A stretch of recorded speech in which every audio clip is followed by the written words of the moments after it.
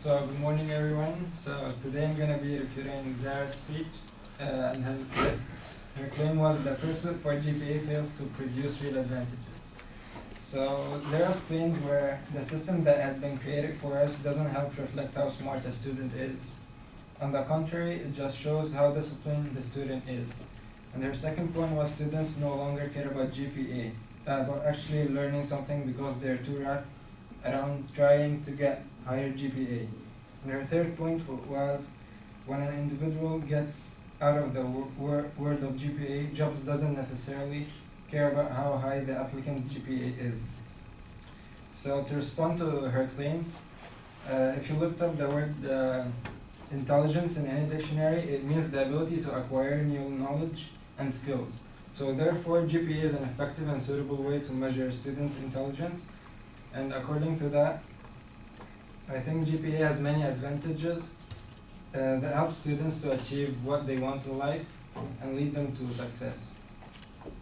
So today I'm going to be responding to Zara's claim by saying that GPA reflects intelligence, and the second point will be indirect lessons that GPA teach, and the third one is how GPA is important when applying to jobs.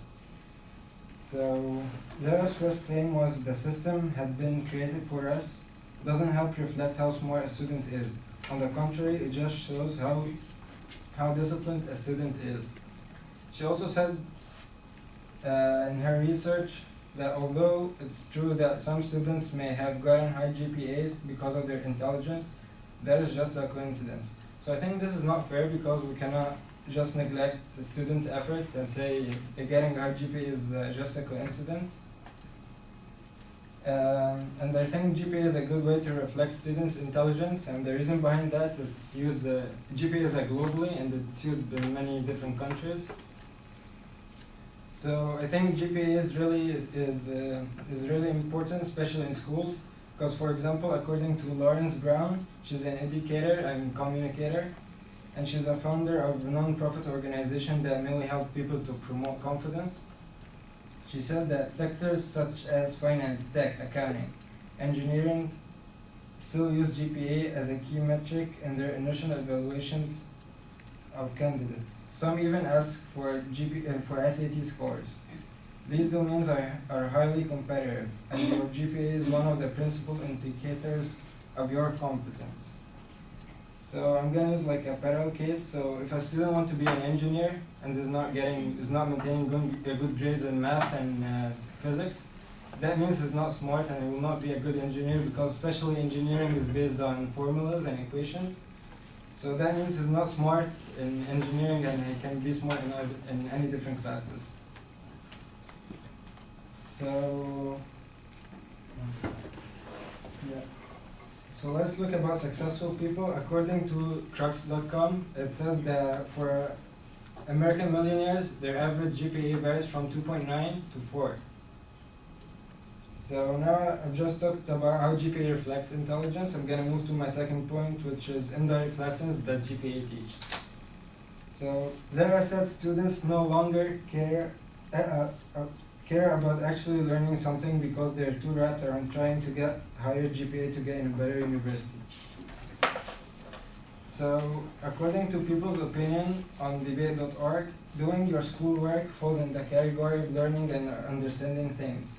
The fact that students no longer care, it means they are careless and they're lazy, which means that they're not intelligent and they're not interested in learning and achieving more and getting better grades. So Zara also said that Cal States don't ask what an individual is interested in. I think we can blame universities for not asking students what they're interested in. So students should decide what they are interested in based on their GPA in high school. So I think GPA is fair because it has many hidden advantages or indirect lessons, since it helps students to be determined to their goals and be responsible and punctual and have self-esteem and work in a group. And according to DePaul University in Chicago, students acquire these qualities through projects, exhibits, performance interviews, oral presentations, surveys, and many other activities. So on top of that, the most important lesson that GPA teaches is that their effort is worthy. So it motivates. So the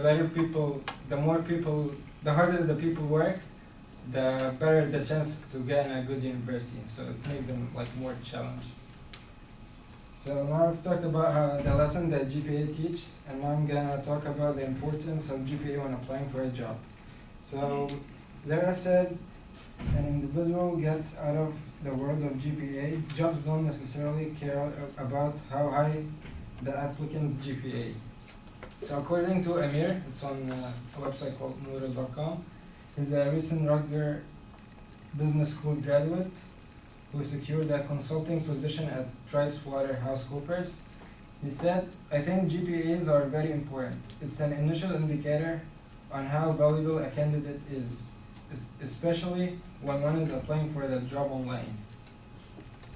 So according to the same website, Brown says, congratulations, a high grade point average is no small accomplishment. It indicates hard work, dedication, commitment to your academic success, all qualities that matter to many employers. So I think GPA is really important for applicants because it shows companies what your qualification and what you're good at. And to sum up, I've talked about the advantages of GPA, how it reflects intelligence, and my second point that I talked about was the indirect lessons that GPA teaches. And finally, I talked about how GPA is important when applying for a job. So I think GPA is really important because it guides students' steps to success. Thank you.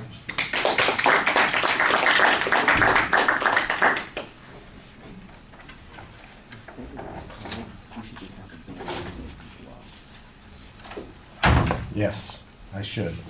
That would be nice. Have the band play people off like they do at the Academy Awards, you know, that sort of thing. We should just turn on the music on the device here. And it gets louder and louder. Exactly. Yeah, well, you design the app, I'll download it. Sounds good. All right, Alfadi, it's very well organized. You outline what the advocate talked about. It got a little confusing because I thought basically you outlined what the advocate talked about twice. I mean, it seemed like you were repeating the same points at the beginning. So I think you could probably edit that down a little bit and keep it simpler. On the first point, when you talk about it reflecting intelligence, you kind of explain, you ask a question, isn't effort important? Isn't that part of the process? And I think that's a good question. And I think you need to show that. I think you show that more in your second and your third points than you do in the first point. I thought you had some good evidence on those particular points. The one quote that you had here talked about STEM groups, you know, all of the technical types of learning that go on and how important the scores are in getting into classes or universities that emphasize those things. Well, that talks about why the GPA is important to be used there, but it doesn't really reflect or answer the question of whether or not it talks about somebody's intelligence. And I thought that, you know, your answer here is a little bit less direct than it could be. There's not any discussion of what the advocate's evidence was. There's not any attack on the way the advocate reasoned on this particular point. So you're relying on a counterclaim on this, and your counterclaim is not direct to the point that's being talked about. So I don't think you're quite as strong on that point as you needed to be.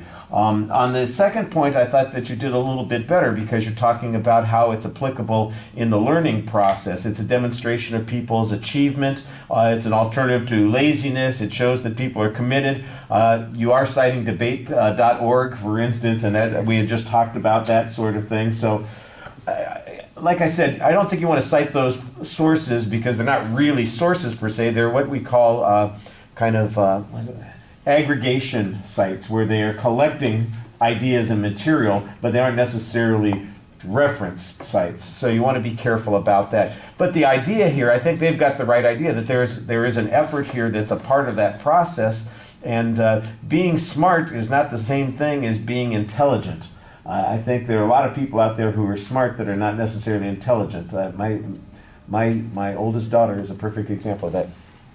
I should put this on pause so that she never hears it. I love her to pieces, and she is really a smart person. She's much smarter than I am, and she's an idiot sometimes. She does a lot of stupid things, you know, because she thinks she's knows better than anybody else, and she can't listen to other kinds of information.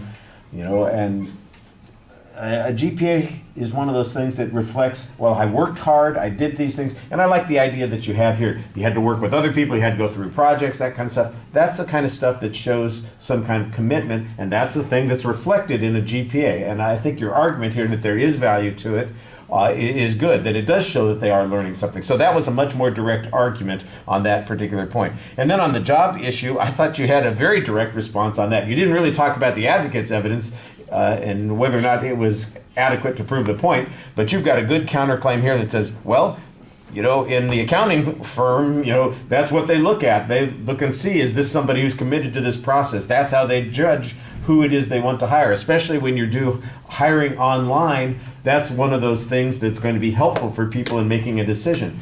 And I think you could point to the fact that more and more people are hired online every year nowadays than they once were. I mean, that's basically how people get jobs now. It's not like you go to the newspaper and, you know, then you show up at the business and you put in an application and they call you back for an interview. It's all this online screening that goes on. And how are they supposed to screen people? This is one of the tools that they use. So I thought that that was a good answer on that point. So I think you need to be a little bit more specific in talking about the advocate's argument also. But your second and your third points did a good job of kind of countering those arguments. Okay, thank you.